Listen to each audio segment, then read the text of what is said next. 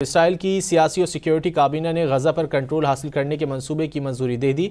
Israeli वज़ीर आज़म ने गजा पर कंट्रोल हासिल करने की ख्वाहिश का इजहार किया था, जिसमें उन्होंने कहा था कि इसराइल गजा पर अस्करी कंट्रोल का इरादा रखता है। सिक्योरिटी काबीना के बाद मंसूबे को काबीना की मंजूरी दरकार होगी।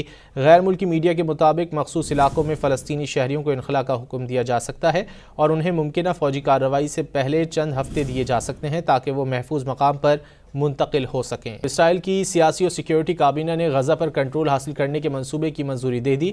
इसराइली वज़ीर आज़म ने गजा पर कंट्रोल हासिल करने की ख्वाहिश का इजहार किया था, जिसमें उन्होंने कहा था कि इसराइल गजा पर अस्करी कंट्रोल का इरादा रखता है। सिक्योरिटी काबीना के बाद मंसूबे को काबीना की मंजूरी दरकार होगी। गैर मुल्की मीडिया के मुताबिक मखसूस इलाकों में फ़लस्तीनी शहरियों को इनखला का हुक्म दिया जा सकता है और उन्हें मुमकिन फ़ौजी कार्रवाई से पहले चंद हफ्ते दिए जा सकते हैं ताकि वो महफूज मकाम पर मुंतकिल हो सकें।